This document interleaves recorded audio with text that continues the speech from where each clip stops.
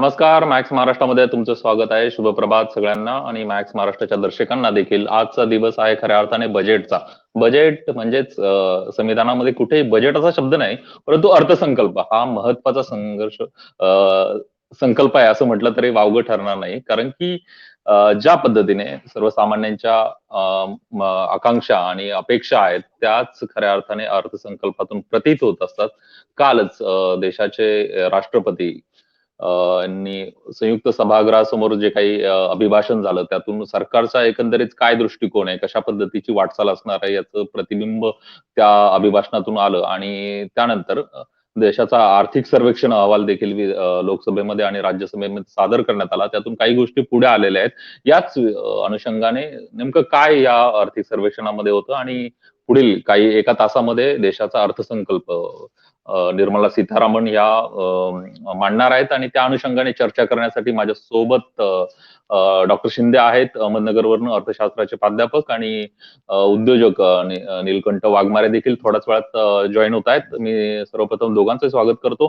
साधारणपणे मंत्र्यांचं भाषण सुरू होईपर्यंत आपण ही चर्चा करणार आहेत आणि या बजेटमध्ये नेमकी काय अपेक्षा आहे, आर्थिक सर्वेक्षणामध्ये नेमकं काय म्हटलेलं आहे आणि बजेटमधून नेमकं काय पुढे येईल या सगळा हा चर्चेचा केंद्रबिंदू आहे. मी माधव शिंदे सरांकडे जातोय.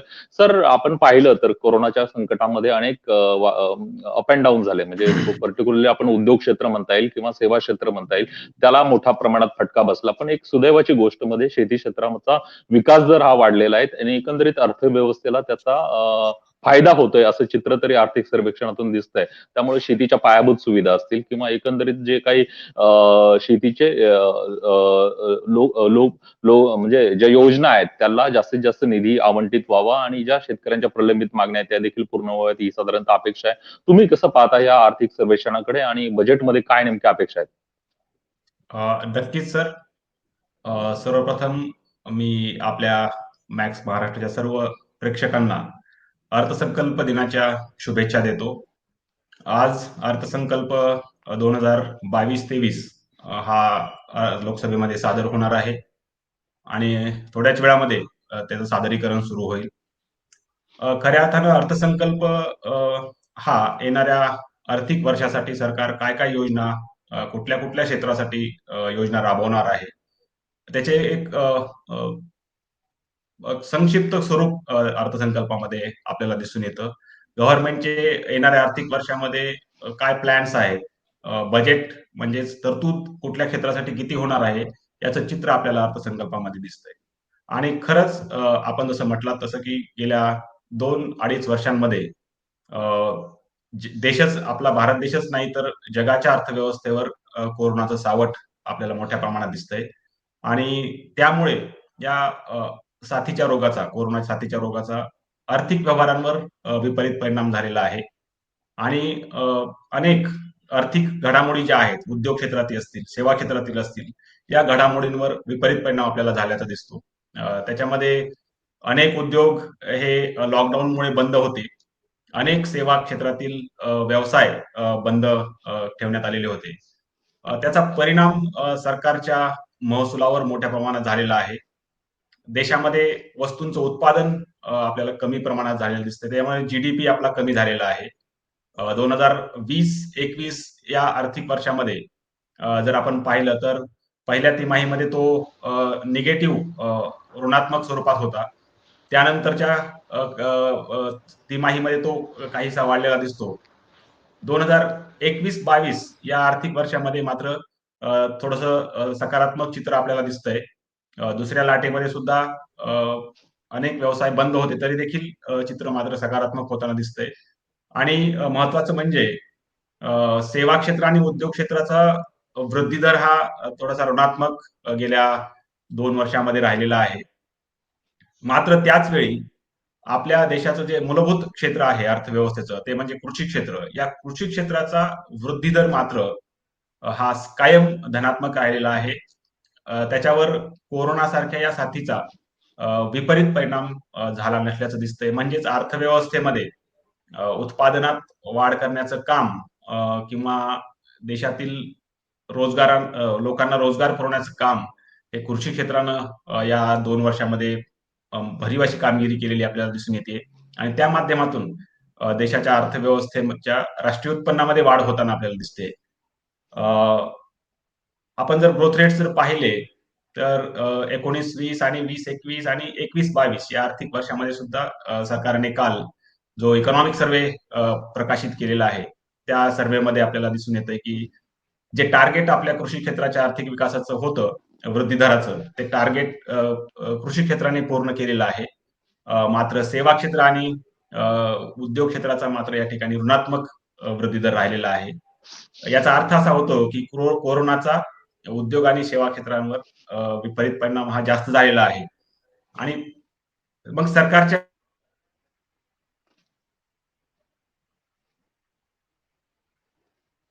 जो रेव्हेन्यू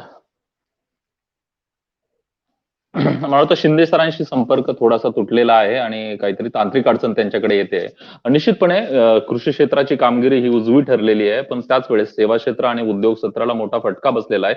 वास्तविक पाहता उद्योग क्षेत्राच्या काही अंतर्गत अडचणी देखील आहे आणि मला वाटतं 2-2.5 वर्षामध्ये भरपूर काही अप अँड डाऊन त्या क्षेत्रामध्ये झाले आहेत. पुण्यावरनं उद्योजक निळकंठ वाघमारे माझ्यासोबत आहेत. तर शेती क्षेत्राच्या एक बाजूला आपण चर्चा केली पहिल्या भागामध्ये, पण उद्योग क्षेत्राच्या नेमक्या काय अडचणी आहेत, काय दुखणं आहेत आणि आता जो काहीच वेळामध्ये अर्थसंकल्प सादर होणार आहे त्याच्याकडनं काय तुमच्या अपेक्षा आहेत? नमस्कार. मला थोडंसं लिंकचा प्रॉब्लेम येत आहे, ऐकायला कमी येत आहे, तरी पण ठीक आहे. म्हणजे आपण हो. हां, मुद्दा असा आहे की काल जो काही सर्वे आला त्या सर्वेनुसार असं सांगितलं की आपला GDP जो आहे तो वाढलेला आहे किंवा तो कॉन्स्टंटली वाढत जातोय असं वगैरे सांगितलं. याच्या मागची काही कारणं हे आपल्याला माहिती आहेत की सर्वसाधारणपणे येणारा जो टॅक्स आहे की आपण त्याला GST म्हणतो, हा कंपल्सरी हा सरकारने वसूल केलेला आहे त्याच्यामुळे ज्याचा काही उद्योग चालला असेल किंवा होत असेल त्याच्यातनं हा कंपल्सरी रेव्हेन्यू जनरेट होतोच आहे. त्याच्यामुळं एवढं हे झालेलं आहे की हा कॉन्स्टंटली तुम्हाला ग्रोथ झालेला दिसतोय.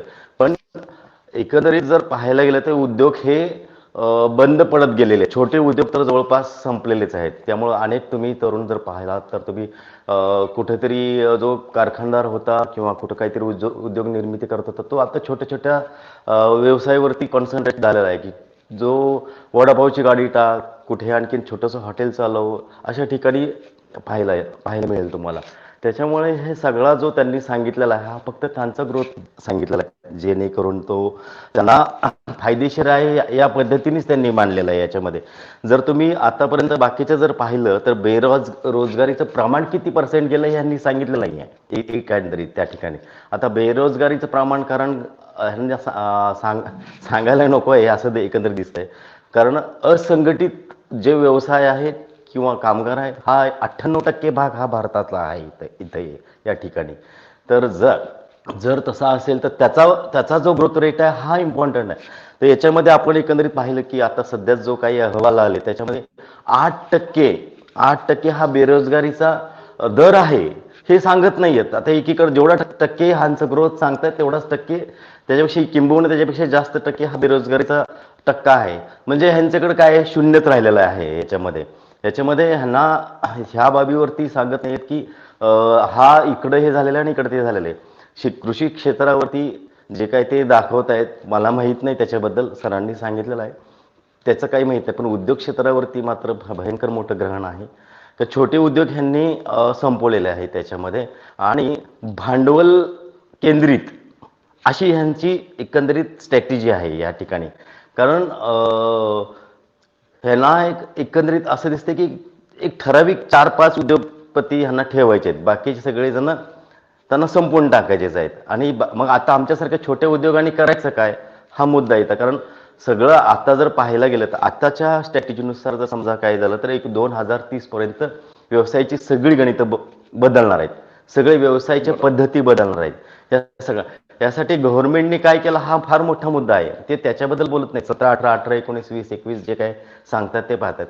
पण 17-18ला काय रेट होता आणि आताचा काय रेट आहे कुठल्याच प्रकारचा रेट परफेक्टली सांगत नाहीत. हे सगळं मॅनेज करून सांगितलं जातं. हा माझा पूर्ण म्हणजे हा आरोपच आहे. कारण ह्याच्यामध्ये हे सांगायलाच नको की आत्ताचं सरकार हे असं कोण म्हणणार आहे की आम्ही आम्ही आता असं झालं डुबलोय आणि आमचं असं केलं असं म्हणतच नाही ते, म्हणणार पण नाहीत. कारण जर तसं जर असेल तर ह्यांचे जे आता काही इलेक्शन्स आलेत किंवा काही ह्याच्यावरती ह्यांचा फार मोठा परिणाम होईल. मला एक तुम्हाला सांगायचं आहे की परवा एक मी आकडा वाचला की ज्याच्यामध्ये 3,600 जवळपास तरुणांनी हतबलतेतून आत्महत्या केलेली आहे मागच्या ह्याच्यामध्ये. तरी ही आकडेवारी का पुढे आलेली आहे? कारण त्यांना रोजगार मिळालेला नाही आहे. अनेक तरुण, शहरातले तरुण तर रोजगार मिळत नाहीत म्हणून फार डिप्रेशनमध्ये गेलेले आहेत. तुम्हाला पाहायला मिळेल त्याच्या जर हा नेमका सर्वे येत नाही बाहेर. जर 98% असंघटित व्यवसाय आणि हे सगळं जर असेल तर ह्यांनी यासाठी काय केलेलं आहे? 2019 साली मोदी साहेबांनी सांगितलं की आम्ही 2,00,000 कोटी 2,000 कोटी काही तो व्यवसायासाठी देतात. कुठे दिले, कसे दिले, याची काय श्वेतपत्रिका आहे का? मला असं म्हणायचं की ह्यांनी तालुका वाईज, जिल्हानिहाय, सरकार स्टेट वाईज त्याचं काही आकडेवारी दिली का की ते आम्ही ह्या लोकांना आम्ही हे एवढे एवढे कर्ज दिलं? 2,00,000 रुपये मुद्रामध्ये काय होतं मला सांगा बरं 2,00,000 मध्ये याच्यामध्ये? तर त्याच्यासाठी सुद्धा बँकेकडे जर तुम्ही गेलात तर त्यांना तुमचा गॅरेंटर महत्वाचा आहे, तुमच्याकडे असलेली सिक्युरिटी महत्वाची. त्याशिवाय असे किती लोक आहेत की ज्यांनी नुसतं तिथंपर्यंत जाऊन खर्च केले आहे ते एवढे पण पैसे गेले त्यांच्याकडचे हे लोन वगैरे हे सगळे करण्यासाठी. पण काही घडलेलं नाही ह्याच्यामध्ये. आणि एक ठराविक लोकांना हे जे मोठे देतात हे मोठे पॅकेजेस हे मोठ्या उद्योजकांना देतात. त्यांचं म्हणणं आहे हे मोठे होतील आणि हे उद्योग देतील किंवा हे मोठे याच्यातनं छोटे छोटे उद्योग निर्माण होतील किंवा रोजगार मिळतील. हे रोजगार मिळाल्या किंवा मिळणार आहेत ह्यांनी अनेकदा डिक्लेअर केलं. कुठे मिळालेत, कसे मिळालेत, याचा काहीतरी ह्यांनी एकदा डिक्लेअर करावं ह्या बाबतीमध्ये. काही नाही, ह्यांचं फक्त एकच आहे की एक 4 उद्योग मोठे मोठे उद्योग निर्माण करायचे, छोट्यानं संपवायचं सगळं ह्या पद्धतीने. आणि एक ह्यांची जी उद्योग ज्या व्यवस्था आहेत, ऑर्गनायझेशन आहे, यांच्यासाठीच बरंचसं काही बजेट ह्यांचं केलं जातं. सर्वसामान्य जर त्यांच्या ज्या ऑर्गनायझेशन आहे एक शहरामध्ये करतील, पण खेडेगावातल्या लोकांचा किंवा खेडेगावातल्या तरुणांचा त्यांच्या उद्योगासाठी जो काही करण्याचा हेतू आहे तो कसा त्यांना मार्ग मिळणार आहे त्या ठिकाणी? हा मिळत नाहीये. कारण खेडेगावातल्या सर्वसाधारणपणे एखादा जर उद्योग करायचं म्हणून जर तो बँकेत गेला तर त्याला गॅरंटर म्हणून राहण्यासाठी किंवा त्याच्याकडे तारण ठेवण्यासाठी काही नसतं, त्याची किंमतच कमी असते. कसा तो केला? यासाठी सरकार काय म्हणतं, आम्ही तुम्हाला एवढी एवढी कोटी आम्ही गॅरंटर राहतो म्हणून. मग ह्याच्यामध्ये कुठं किती झालेलं आहे, किती लोकांना झालेलं आहे? हे सर्वसाधारण किती तरुण उभा राहिलेत. बरं, त्या पतीचा जर समजा उद्योग करायचा असेल तर ह्यांनी ट्रेनिंगच्या बाबतीमध्ये काय केलंय? ह्यांचं एकंदरीत एक संघटित किंवा संघटना त्यांच्या पद्धतीने त्या पद्धतीप्रमाणे त्यांचं चाललेलं आहे. ह्याच्या व्यतिरिक्त जे एक कोणतरी स्ट्रॅटेजी ठरवते, मी नाव नाही सांगणार आहे, कदाचित माहिती असेल, ती स्ट्रॅटेजी ठरवली जाते, ती स्ट्रॅटेजी सरकारला दिली जाते आणि सरकार ती राबवते, असं माझं मत आहे. तर त्यांच्या दृष्टीने त्यांना कोणाला या ठिकाणी सपोर्ट करायचा आहे, त्याच विशिष्ट लोकांना हे सपोर्ट करतायत. हॅलो हॅलो हा, बोला तुम्ही. मला एक प्रश्न त्याच्यामध्ये विचारायचा आहे की आताच मला वाटतं अर्थमंत्री वगैरे सगळे संसदेमध्ये प्रवेश करतायत आणि पुढच्या काही अर्ध्या पाऊण तासामध्ये बजेट वाचायला सुरुवात होईल. यावेळेसही टॅबच्या स्वरूपामध्ये, म्हणजे छापील बजेट कुठे नसणार आहे. सर, आपल्याला ठाऊक असेल की पंतप्रधान नरेंद्र मोदी असतील किंवा अर्थमंत्री निर्मला सीतारामन आहे, या मध्यंतरीच्या काळात म्हणजे कोरोनामुळे फक्त भारतातला उद्योग प्रभावित झाला असं नाही, तर जगभरातला उद्योग हा प्रभावित झाला होता आणि त्या सरकारांनी तिथे बुस्टर पॅकेजेस दिले होते. भारताचा विचार केला तर भारतामध्येही निर्मला सीतारामन यांनी मला वाटतं 2-3 दिवस सलग प्रेस कॉन्फरन्स घेऊन मोठे मोठे आकडे जाहीर केले होते आणि त्या उद्योगांना याच्यातून भरारी मिळेल अशा पद्धतीचं त्यांनी विवेचन केलं होतं. खरोखर हे पॅकेज तुमच्यापर्यंत पोहोचलंय का सर्वसामान्य उद्योजकांपर्यंत? तुम्ही काल अनेकदा उद्योजकांच्या एक संघटित अशा परिषदेमध्ये होता. काय नेमकी म्हणजे तुमची काय अनुभव आहे आणि इतर छोट्या उद्योजकांचा काय अनुभव आहे? छोट्या उद्योजकांना त्यांना स्वतःच भांडवल निर्माण करावं लागतं. कारण सरकार जे म्हणतं आम्ही तुम्हाला भांडवल देऊ, पैसे देऊ, या बाबतीमध्ये कुठेही समजा ह्यांनी कुठेही जरी गेलं तर शेवटी विषय येऊन येतो त्यांच्याकडे मिळणार फायनान्स, त्यांना मिळणारा पैसा हा कुठून मिळतो? बँकेतून मिळतो. सर्व बँकवाल्याकडे गेल्यानंतर तुम्हाला माहिती आहे की सर्वसाधारणपणे ते सगळे पूर्ण कागदपत्र पुढे करतात. ह्या लोकांकडे तेही असतात. मुद्दा येतो गॅरेंटरकडे पुन्हा तिथे येतो, एवढ्या छोट्या ह्याला काय करायचं, एवढ्या मोठ्या ह्याला काय करायचं. कोणालाही ह्या पद्धतीने कर्ज मिळत नाहीये एकंदरीत. जो काय मत असेल, जे काय करत असेल, त्यांच्या त्या संघटनेकडनं कोणाला काय होत असेल तेवढाच प्रमाण आहे. म्हणजे एकंदरीत त्यांचं लिमिटेशन्स आहेत त्या बाबतीमध्ये. इथं आम्हाला जॉईन व्हा, आमच्याकडे या, तरच तुम्हाला ह्या गोष्टीचं करतील. आणि सर्वसाधारणपणे जी लोक तिथपर्यंत पोहोचू शकत नाहीत, खेडेगावात आहे, बाहेर आहेत, छोटे छोटे कृषी उद्योगावर चालणारे व्यवसाय आहेत, त्यांनी काय करायचं हा मोठा आहे. त्याच्यामुळे समजा आता आजारी उद्योग आहेत, त्यांचंही काय करायचं. हे मोठे मोठे पॅकेजेस जे किंवा जे कर्जबाजारू असं त्यांच्या दृष्टीने खरं नाही, पण त्यांना हे मोठे माफी देतात त्या ठिकाणी.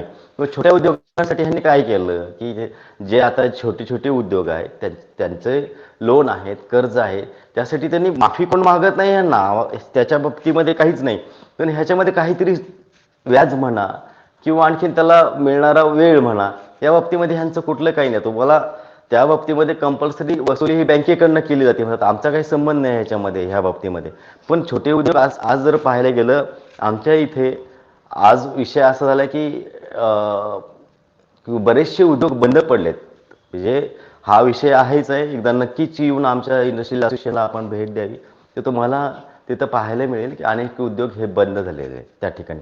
अनेक छोटेसे, कारण शहरामध्ये राहायचं आहे, शहरामधले कामगार आहेत, त्यांच्या त्या पद्धतीने तुम्हाला पगार द्यावा लागणार आहे, त्या पद्धतीने तुमचं ऑर्गनायझेशन चालवावं लागणार आहे. आमचा साधा एक छोटासा कालचा जो परिषदेचा विषय होता, हा आमचा पुणे कॉर्पोरेशनचा विषय होता. पुणे कॉर्पोरेशनने जे आमचे इंडस्ट्रियल झोन आहे तिथे आम्हाला 3 पटीने नव्हे तर 200 पटीने, म्हणजे इतक्या पटीने आम्हाला कर, जागेचा कर आकारलेला आहे की जिथं आम्हाला मिळतच नाही तेवढे पैसे किंवा काय करतात. असे सगळे फंड यांच्याकडेच आहेत. म्हणजे ह्या पद्धतीने आता हे कुठून आलं, कसं आलं, याच्यावरती फार मोठा अभ्यास आहे. ह्या ठिकाणी मी मांडू शकत नाही, त्या कुठल्या सरकारने केलं किंवा हा विषय वेगळा आहे या ठिकाणी. पण ह्याच्यातनं ह्यांना मिळणारा रेव्हेन्यू आणि छोट्या उद्योगांना कसं जगवलं पाहिजे यासाठी हे म्हणतात की आम्हाला एक सर्वसाधारणपणे, मी काल एका नेत्याचं भाषण ऐकलं की चीनचे उद्योग बंद पडले त्यांनी ते भारतात सुरू होणार.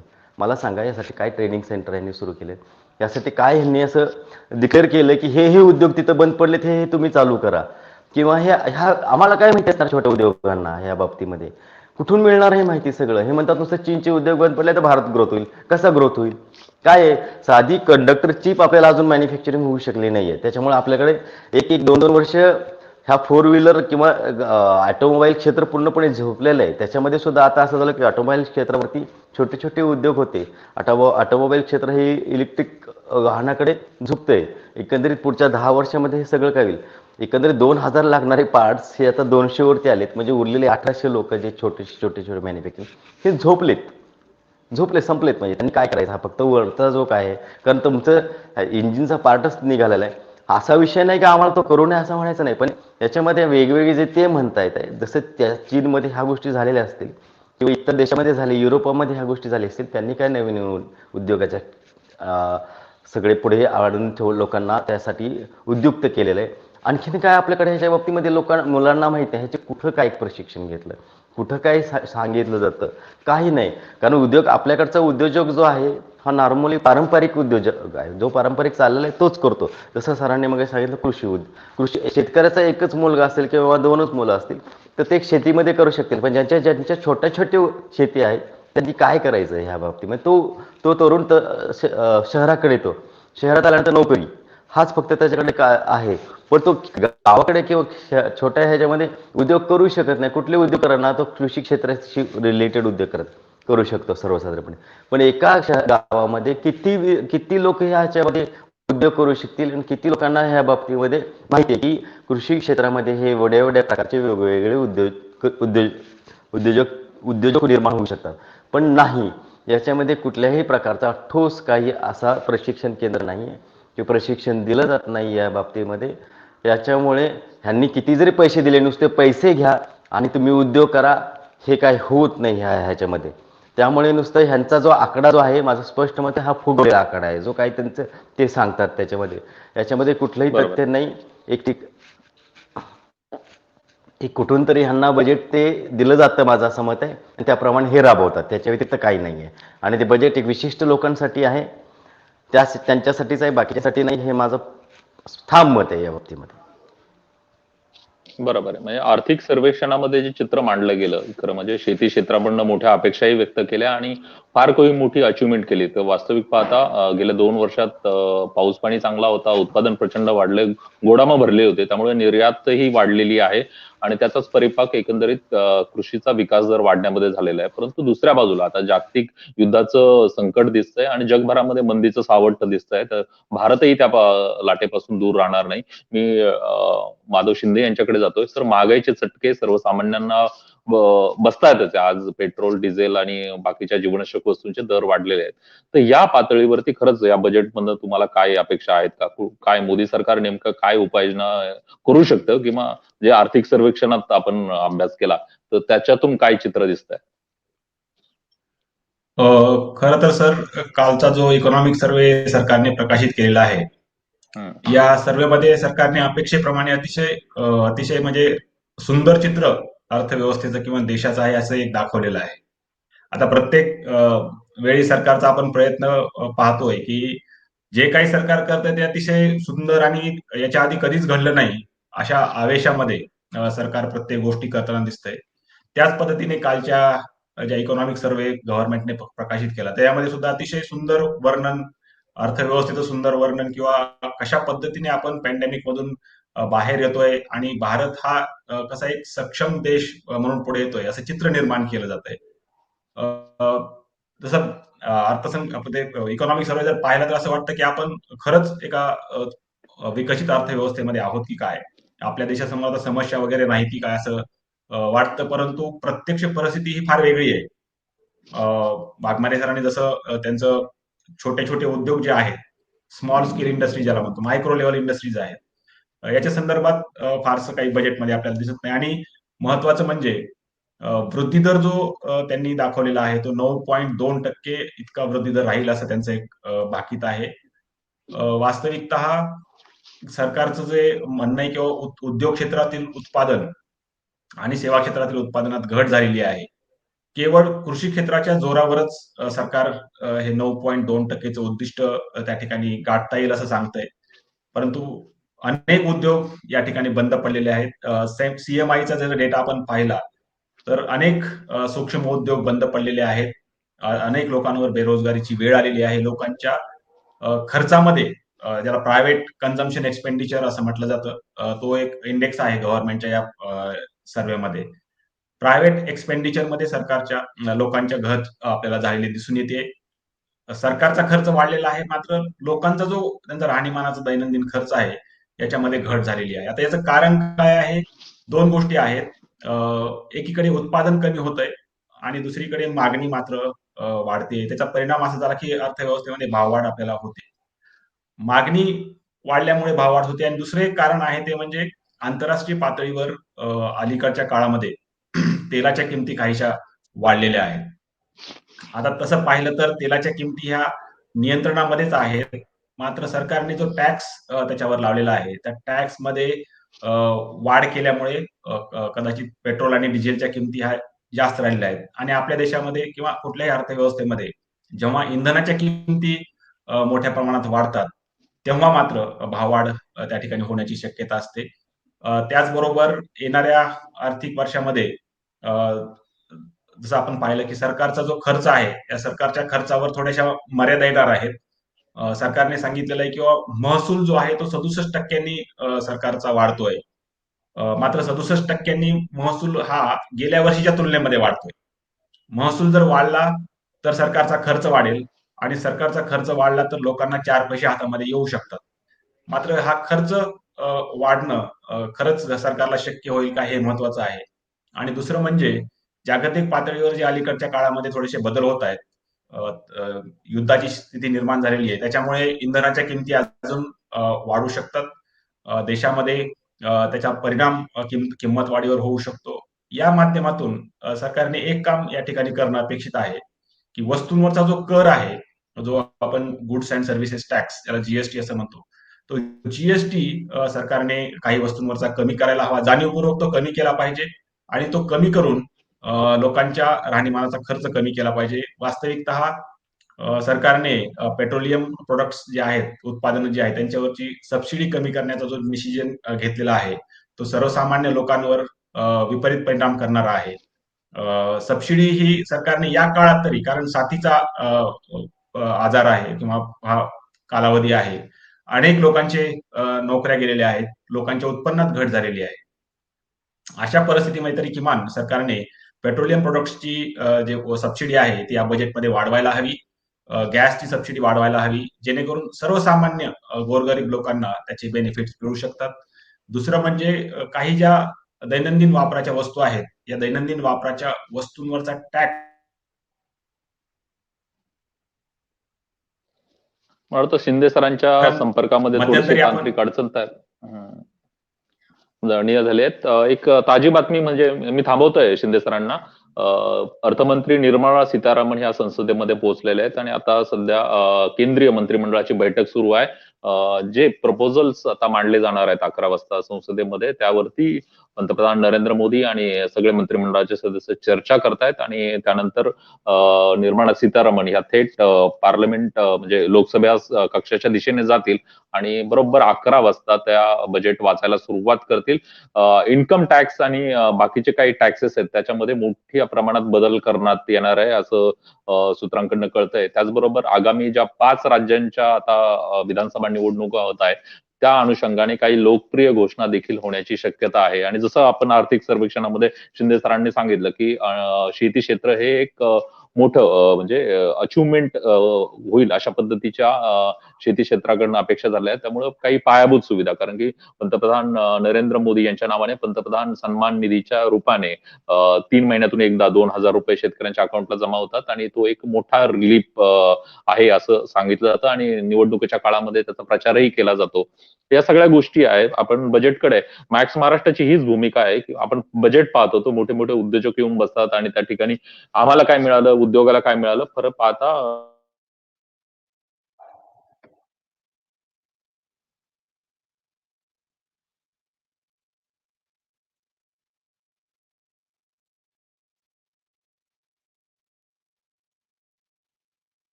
मी तुमच्यापर्यंत माहिती घेऊन येत आहोत आणि त्याचबरोबर मी आता नीलकंठ वाघमारे यांच्याकडे पुन्हा एकदा जातोय. सर, या मागील काळात ज्या घोषणा झाल्या होत्या त्या तर लहान उद्योजकांपर्यंत निश्चितपणे पोहोचल्या नाहीत, हे तुमच्याच विवेचनावरून स्पष्ट झालेलं आहे.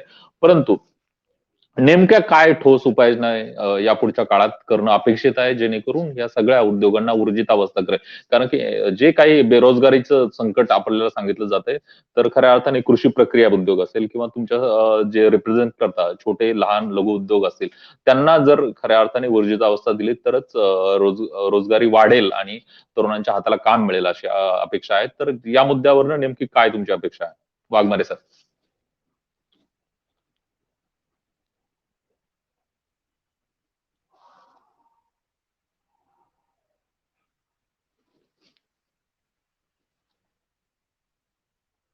मला वाटतं वाघमारे सरांचाही तांत्रिक अडचण निर्माण झालेली आहेत आणि कनेक्शन होत नाही. परंतु आपलं सगळं लक्ष आहे ते युनियन बजेट 2022 कडे आहे.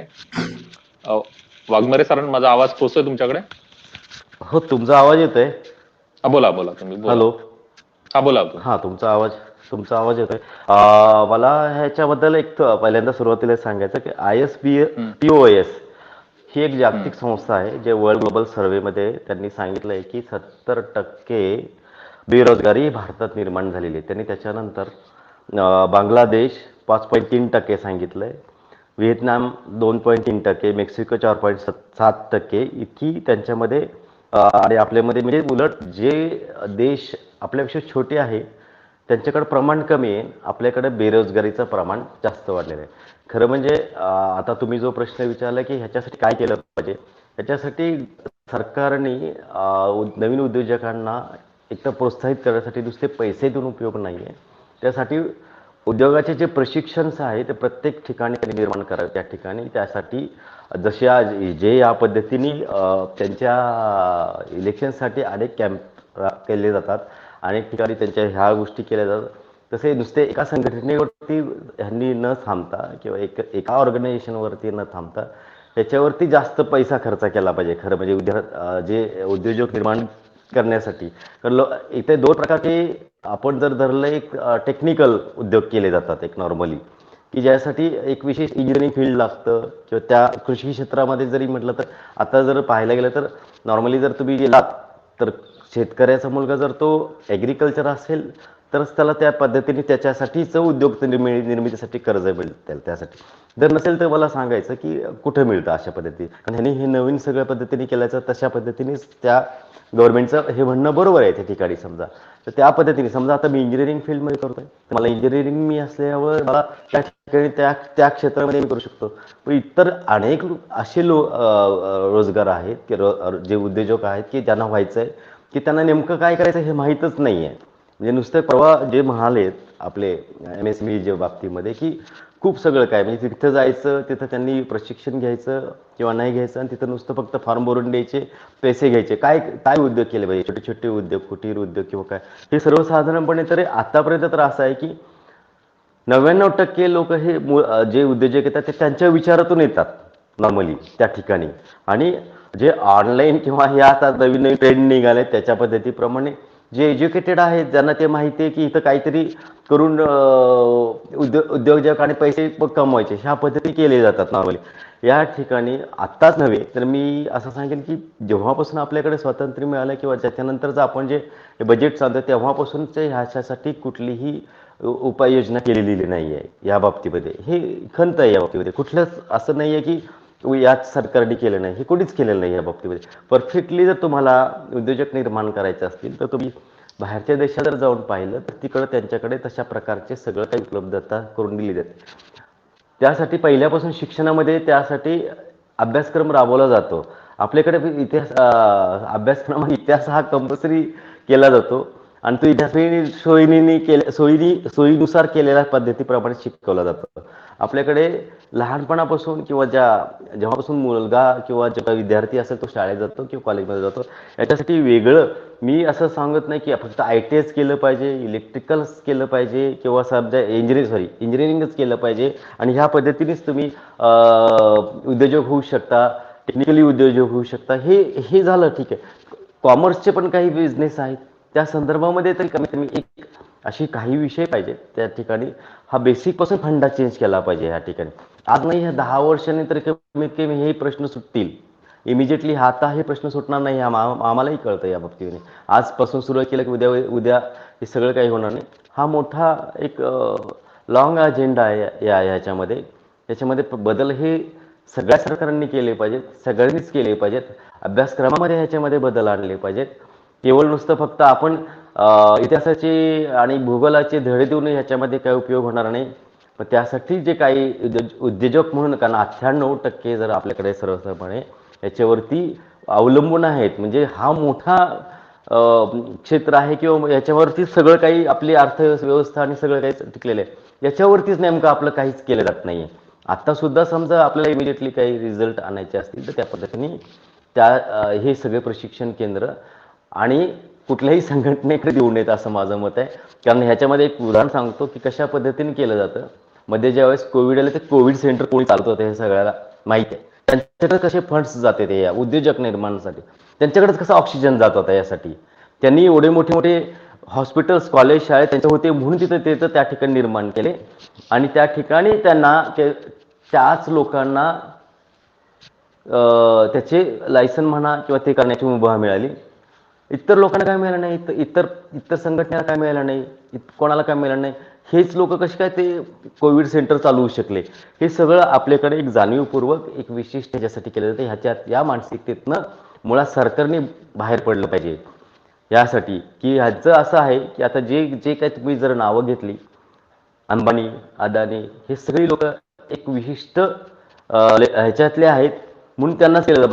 बाकीच्या लोकांनाही किती सपोर्टिव्ह करतात, फक्त त्यांच्यासाठी वेगळं फोरम काढलं जातं, वेगळं काहीतरी केलं जातं, आणि त्यांना त्याच पद्धतीचे प्रशिक्षण दिलं जातं किंवा त्याच पद्धतीचे उद्योग सांगितले जातात. हे आपण का हा खालचा जो वर्ग आहे तो तिथपर्यंत काय केला जात नाही. कारण ह्यांना फक्त माझ्या ह्या एकंदरीत अभ्यासानुसार असं आलं लक्षात की ह्यांना फक्त लेबर वर्ग जास्त निर्माण करत आहेत, जेणेकरून ह्या वरच्या लोकांना, हे 4-10 लोक आहेत, त्याच्या खाली 100 लोक येतील आणि त्याच्या खाली 1000 येतील आणि ती सगळे ह्या लोकांना मॅनेज करत राहतील. फक्त तुम्ही काम करायची, नुसतं सांगेल तसं काम करा. जसं चीनमध्ये ह्या प्रकारचं झालेलं आहे, त्यांनी सुद्धा हा प्रकार करून बसलेला आहे. भारताकडे तर मिश्र अर्थव्यवस्था होती, ती तर आता संपवलेलीच आहे यांनी. त्यांनी आता एक संघटना अर्थव्यवस्था आणलेली, जे संघटनांना बजेट देतात हेच आज मानलं जाणार आहे. त्यानुसारच सगळं त्यांच्यासाठीच केलं जातं. सर्वसामान्यासाठी हे काही करत नाही. तुम्हाला आजचं बजेट जर झालं तर तुम्हाला लक्षात येईल, एवढी मोठी अमाऊंट आहे, एवढं काय सगळं दिलं जातं. हे विशिष्ट लोकांसाठीच आहे, ज्यांच्याकडे त्यांचं मत असं आहे, मी या लोकांसाठी जेव्हा आपण म्हणजे वाघमारे साहेब असं म्हणायचं की सरकारी उद्योग हे विकले जात आहेत एका बाजूला, म्हणजे मोठ्या प्रमाणात आज काय विकणार अशी सोशल मीडियावर चर्चा असते आणि त्याच चर्चा आहे. वेळेस मग भांडवलदारी उद्योजकांना प्रोत्साहन देणं किंवा काल परवा अदानी उद्योग समूहाला गॅसचं वाटप झालं मोठ्या प्रमाणात. तर या सगळ्या गोष्टी हो. अशा होत आहेत आणि एका बाजूला मोठ्या उद्योगांना मोठं केलं जातंय आणि छोट्यांना मारलं जातंय, असं वाटतंय का? तुमचं स्टेटमेंट आहे का? हा अगदी थेटच म्हणणं आहे. छोटे उद्योग सुद्धा त्यांना उद्योजक ठेवायचे नाही, त्यांना लेबर कॅटेगरीमध्ये नेऊन ठेवायचं आहे यांना. स्पष्ट, तुमच्याकडे नॉलेज आहे, ते नॉलेज आमच्यासाठी वापरा, हा सगळ्यांचा फंडा दिसतोय. बरं. तुमच्याकडे असं वाटतं त्यामुळे ना छोटे उद्योग हे संपवायचेच आहेत. मला वाटत नाही हे त्यासाठी काही करतील म्हणून. बरोबर. आताची एक अपडेट आपल्याकडे आलेली आहे. केंद्रीय मंत्रिमंडळाची बैठक संपलेली आहे आणि अर्थमंत्री निर्मला सीतारामन जे बजेट पार्लमेंटमध्ये मांडणार आहेत ते मंजूर झालेलं आहे. मंत्रिमंडळाची त्याला मंजुरी आहेत आणि बरोबर 11 वाजता त्या बजेटचं वाचन हे लोकसभेमध्ये सुरू करतील. या सगळ्याचे अपडेट. यावेळेचं बजेटचं वैशिष्ट्य म्हणजे ज्या छापील प्रती दिल्या जात होत्या त्या दिल्या गेलेल्या नाहीयेत आणि गेल्या 2 वर्षापासून बही खाता नावाचं एक पद्धत तयार करण्यात आलेली आहे. त्यामुळे एक मोबाईल ऍप दिलेलं आहे आणि त्याच्यावरच हे बजेट अवेलेबल होणार आहे. ते सगळ्यांना डाउनलोड करा असं आव्हान देखील केलं आहे. एक काही परंपरा, प्रथा या बजेटने तयार केल्या होत्या. त्यामुळे आदल्या दिवशी हलवा तयार करायचा कार्यक्रम व्हायचा. त्याच्यावरही सोशल मीडियावरती अनेक ट्रोलिंग होतं. तो हलवा कार्यक्रम यावेळेस झालेला नाहीये, हे देखील आपल्या दर्शकांनी लक्षात घ्यावं. मी ह्याच गोष्टी म्हणजे सरकारी उद्योग कशा पद्धतीने डिमोरलाइज केलंय ते मध्यंतरी आपण ऐकलं की व्होडाफोनची खरेदी केली आणि दुसऱ्या बाजूला एअर इंडिया विकलं गेलं. तर हे सगळं चित्र दिसतंय. म्हणजे सरकारने कुठेही बिझनेसमध्ये राहू नये, हा जो प्रघात म्हणजे जागतिकीकरणाच्या काळात 92 नंतर जे उदारीकरण आपण स्वीकारलं तर तोच काही प्रमाणात म्हणजे मर्यादित प्रमाण युपीएच्या काळात सुरू झालं, परंतु आता मोदी सरकारच्या काळामध्ये त्याचा वेग वाढलेला आहे आणि मोठ्या प्रमाणात सरकारी उद्योगातून सरकार बाहेर पडतंय असं चित्र निर्माण झालंय. ते किती म्हणजे किती लोकहिताचं आहे किंवा या अर्थव्यवस्थेला देशासाठी घातक आहे का? शिंदे सर, तुमचं काय याच्यावरती म्हणणं आहे? नक्कीच सर. गेल्या काही वर्षाचा जर आपण ट्रेंड पाहिला तर आपल्याला स्पष्टपणे असं दिसतंय की हे सरकार जे सरकारी सार्वजनिक उद्योग आहेत, या सार्वजनिक उद्योगांची विक्री करून महसूल गोळा करण्याचा प्रयत्न करत आहे. वास्तविकतः 1991 साली जे आपण नवीन आर्थिक सुधारणा स्वीकारल्या, त्या सुधारणांना अनुषंगून आपण या खाजगीकरणाच्या प्रक्रियेकडे वाटचाल सुरू केली. याचा उद्देश फार चांगला आहे. देशातील खाजगी उद्योजकांना, छोट्या मोठ्या उद्योजकांना चालना देणे हा उद्देश जरी असला तरी ते कशा प्रकारे नियंत्रित केलं जातं, कोणाच्या बेनिफिटसाठी नियंत्रित केलं जातं, हे आपण मोठ्या पाहतोय. आता एअर इंडिया सारखी कंपनी गव्हर्नमेंटने विक्रीला काढली. मात्र एअर इंडिया कंपनी विकत कोणी घेतली, हा देखील एक प्रश्न आहे. सर्वसामान्य छोट्या किंवा सूक्ष्म लघु उद्योजकांनी विकत घेतली की मोठ्या उद्योजकांनी विकत घेतली? म्हणजे आपण हे लक्षात घेतलं पाहिजे की जेव्हा सरकार खाजगीकरण करतंय, सार्वजनिक उद्योगांची विक्री करतंय, त्यावेळेस विकत घेणारे कोण आहेत आणि त्यांना सरकार कशा पद्धतीने अनुकूल भूमिका त्या ठिकाणी घेतंय, हे पाहत असताना आपल्याला असं लक्षात येतं किंवा सरकारची वाटचाल ही एका भांडवलवादाच्या दिशेने होताना दिसते. म्हणजे विशिष्ट, जसं आता वाघमारे सरांनी सांगितलं, किंवा विशिष्ट उद्योजक वर्ग जो आहे देशातला, या उद्योजकांना पोचण्याचं किंवा त्यांना मोठं करण्याचं काम सरकारच्या धोरणातून आपल्याला होताना दिसतंय. युपीए काळात पण काही प्रमाणात ते झालेलं आहे आणि या काळात तर आपण जास्त प्रमाणात हे होताना दिसतोय. रेल्वे सारखा मोठा सार्वजनिक उद्योग देखील खाजगीकरणाकडे आज जाताना आपण पाहतोय. एकंदरीत खाजगीकरण होत असताना त्याचं जर सुयोग्य व्यवस्थित जर नियोजन केलं आणि त्याचे लाभ सर्वसामान्य छोट्या लघु उद्योजकांपर्यंत जर पोहोचवले तर त्या खाजगीकरणाचा लाभ देशाला होत असतो. मात्र या खाजगीकरणाच्या प्रक्रियेमध्ये त्याचे जे लाभ आहेत ते सूक्ष्म किंवा लघु उद्योजकापर्यंत पोहोचताना दिसत नाहीत. ज्या कोरोनाच्या काळामध्ये जे उद्योग बंद पडले त्यासाठी सरकारने जे पॅकेज डिक्लेअर केलं, सरकार मोठमोठ्या रकमांचं पॅकेज डिक्लेअर करतं आणि आम्ही कसं उद्योजकांच्या पाठीशी आहोत हे दाखवण्याचं चित्र निर्माण करतं. मात्र प्रत्यक्ष परिस्थितीमध्ये त्या रकमा, त्या अमाऊंट्स लोकांपर्यंत किती प्रमाणामध्ये पोहोचतात, उद्योजकापर्यंत किती प्रमाणात पोहोचतात हे पाहणं फार महत्वाचं असतं. आणि वास्तविकतः आपण जर वाघमारे सर असतील किंवा असंही जरी आपण सर्वे केला तरी असं एक लक्षात येऊ शकतं की ज्या काही सरकारने घोषणा केलेल्या आहेत, ज्या योजना डिक्लेअर केलेल्या आहेत त्या सर्वसामान्य छोट्या उद्योजकापर्यंत पोहोचलेल्या नाही. आणि म्हणून खाजगीकरणाची प्रक्रिया असेल ही देशातल्या मोठ्या उद्योजकांना अनुकूल आणि देशातील मोठ्या उद्योजकांना पोहोचण्यासाठी हे कार्यक्रम राबवले जातात. या बजेटमध्ये सुद्धा आपण अशाच प्रकारच्या काही घोषणा आपण अपेक्षित करू शकतो. गेल्या वर्षीच्या बजेटमध्ये सरकारने LICचे शेअर्स विक्री करण्यासाठी त्याचे IPO काढण्याची घोषणा केली होती.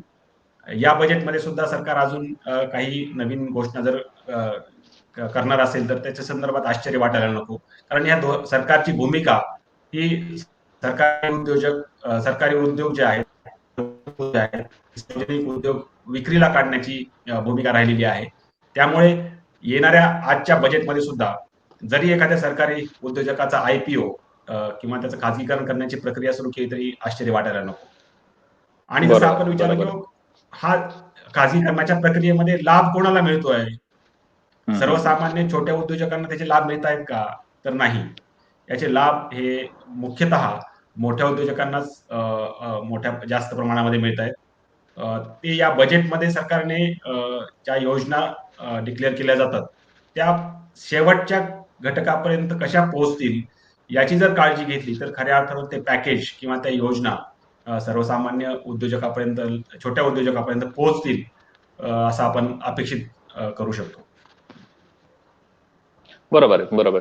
अगदी योग्य पद्धतीने तुम्ही सांगितलं. मला निळकंठ वाघमारे सरांकडे जाणार आहे. आत्मनिर्भर भारत अशी एक जी काही कोट आहे किंवा काय म्हणतात अलीकडच्या भाषेमध्ये अल्गोरिदम फार चलती होती या शब्दाची, आत्मनिर्भर भारत या नावाची. मध्यंतरी आपण स्वदेशीचा नारा देखील पुकारला होता आणि ऐन कोरोनाच्या काळामध्ये चीनी ऍप्स वरती आपण बंदी टाकली होती. सीमेवर जरी तणाव असला तरी पण ह्या आत्मनिर्भर भारतात आताच एक बातमी येते की ज्या अर्थमंत्री निर्मला सीतारामन बजेट वाचून दाखवणार आहे, जो टॅब मध्ये जे बजेट वाचून दाखवत आहे तो मेड इन इंडिया टॅब आहे. म्हणजे आत्मनिर्भर भारताचे एक द्योतक आहे असं ते म्हटलं जातं. सर, काय आहे आत्मनिर्भर भारत, नेमकं आहे काय? तुम्ही उद्योग क्षेत्रामध्ये काम करता, तुमच्यापर्यंत खरंच हा आत्मनिर्भर शब्द पोहोचलाय का किंवा त्याचे प्रत्यक्ष लाभ तुम्हाला झालेत का? खरं म्हणजे हे सगळं एकंदरीत वातावरण निर्मिती करणं एवढंच या सरकारचं काम आहे असं माझं ठाम मत आहे ह्याच्याविषयी.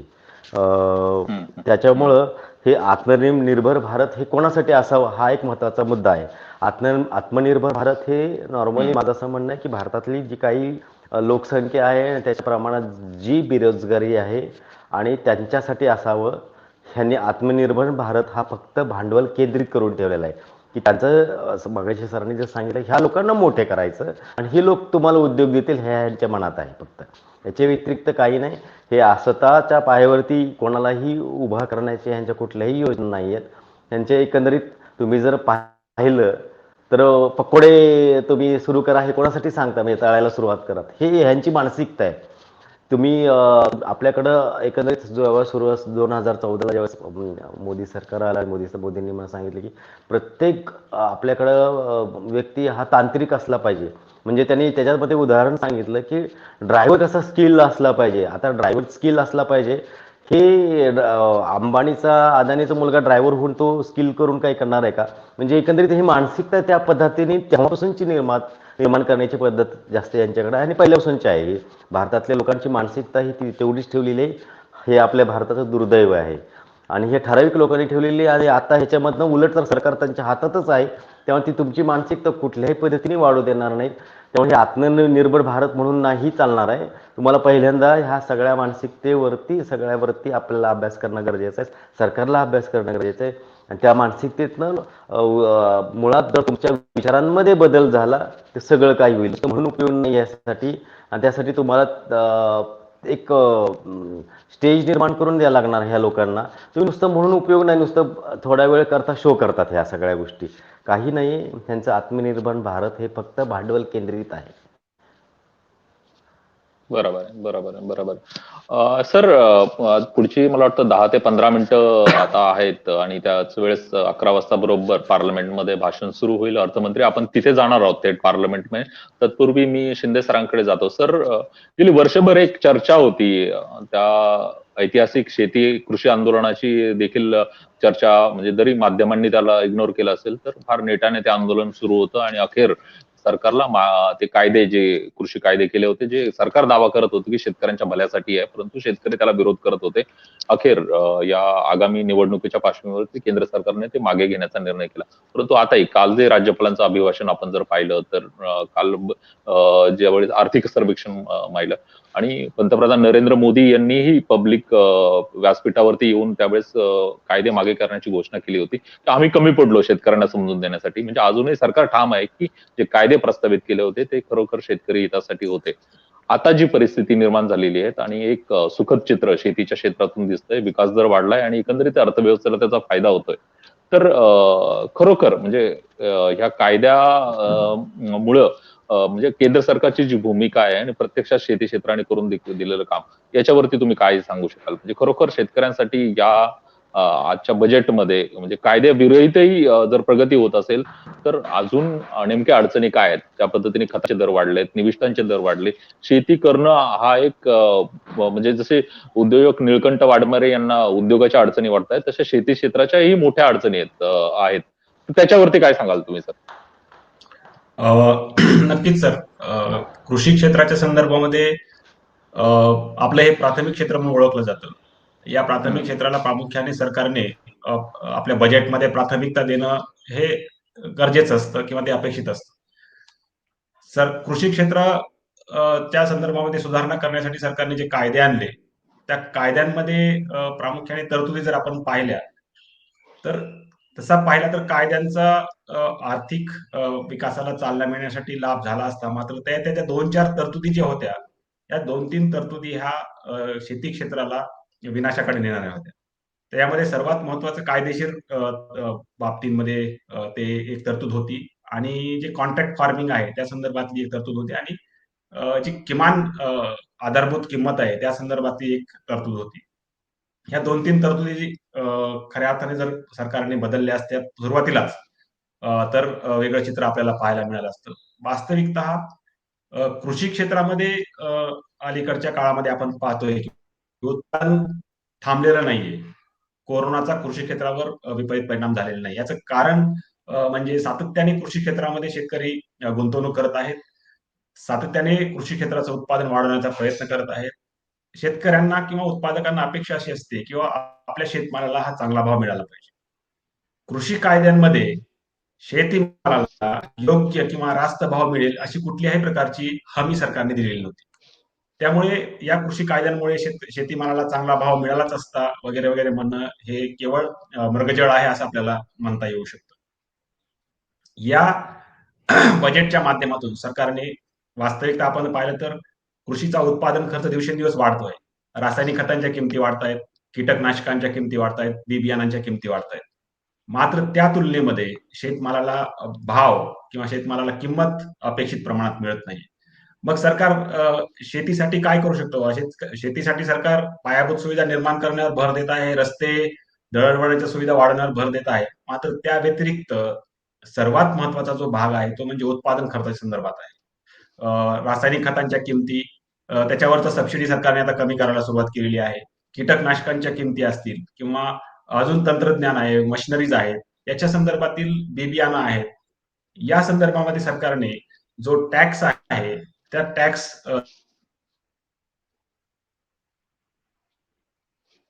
तसा बदल करायला हवा.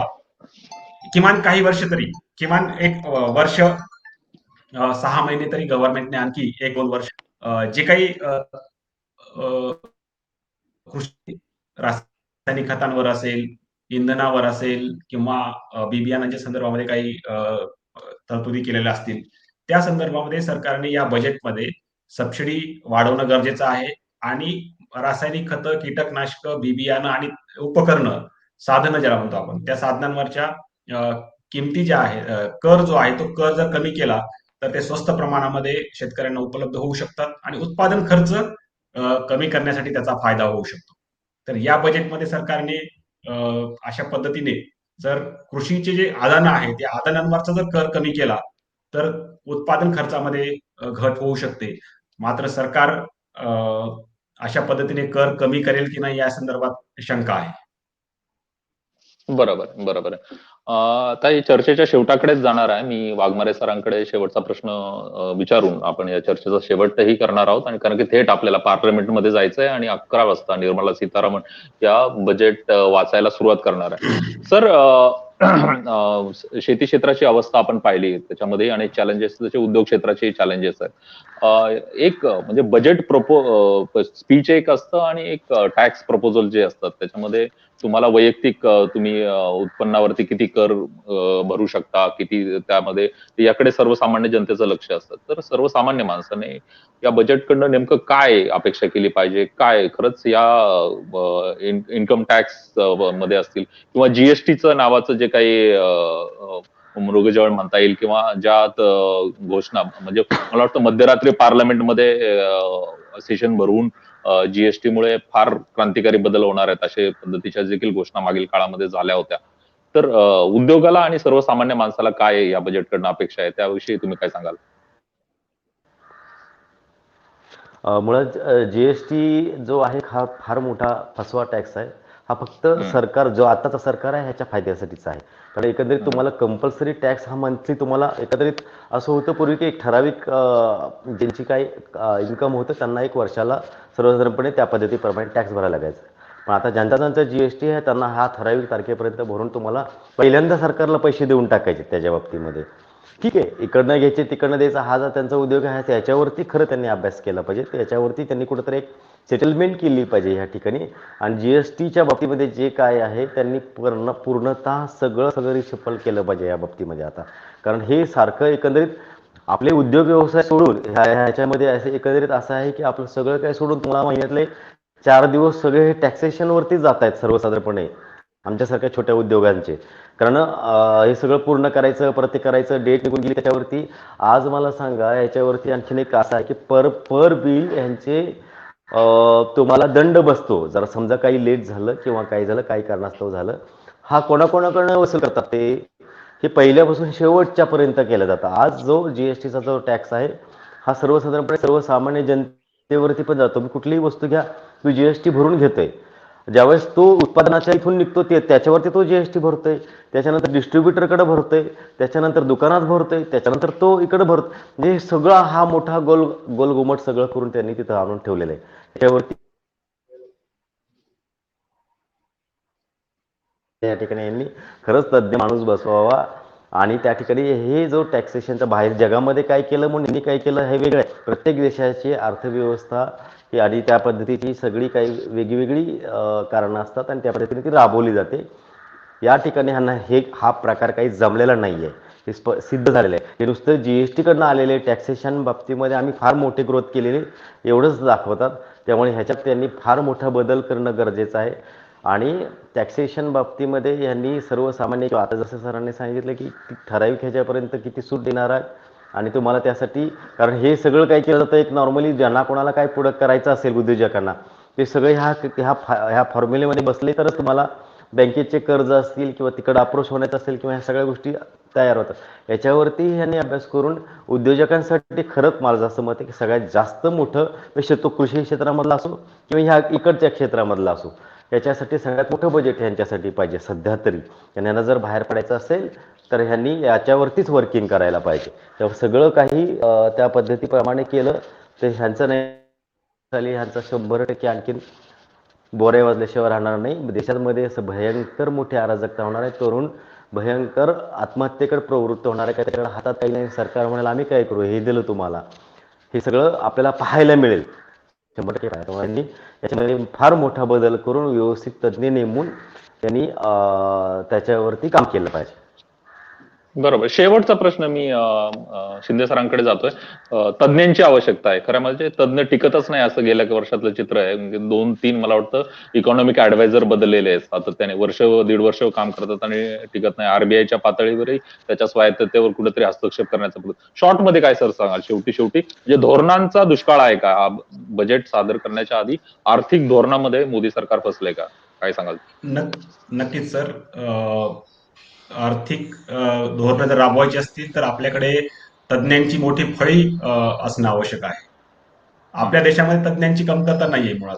सरकारकडे किंवा प्रशासकीय सेवेमध्ये सुद्धा अनेक आर्थिक विचारवंत तज्ज्ञ त्या ठिकाणी आहेत. आणि आपण मागच्या काही वर्षामध्ये एक प्रवृत्ती पण पाहिलेली आहे की हे तज्ज्ञ आपल्या पदावर काम करायला जास्त काळ तयार नसतात. याचं कारण आहे सर की या तज्ज्ञांनी जे सूचना केलेल्या असतात, या तज्ज्ञांनी जे सल्ले दिलेले असतात, या सल्ल्यांना तिथे किंमत नाहीये. म्हणजे तुमच्या फायद्याचे जर सल्ले तज्ज्ञांनी दिले तर तज्ज्ञ फार चांगला, आणि जर काही सुधारणा करण्यासाठी काही सूचना दिल्या तर त्या सूचना मान्य करायच्या नाहीत. अशा पद्धतीचं काम या सरकारमध्ये अनेक वर्षापासून चालू आहे. त्यामुळेच उर्जित पटेल असतील, रघुराम राजन सर असतील, किंवा आपले सुब्रमण्यम असतील, अरविंद सुब्रमण्यम, या लोकांनी पदावर न राहण्याचा निर्णय घेतला.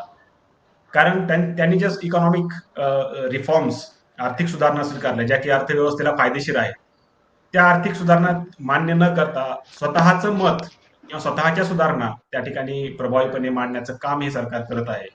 दुसऱ्याला बरोबर. त्या ठिकाणी किंमत नसल्यामुळेच म्हणजे सर आर्थिक विचार. सगळा समरी आलेली आहे त्याच्यामध्ये आणि वाघमारे सरांनीही अत्यंत उत्कृष्टपणे हे सगळं मांडणी केलंय आणि मी तर एक व्यासपीठ आपल्याला मिळालंय हे मान्य करण्यासाठी.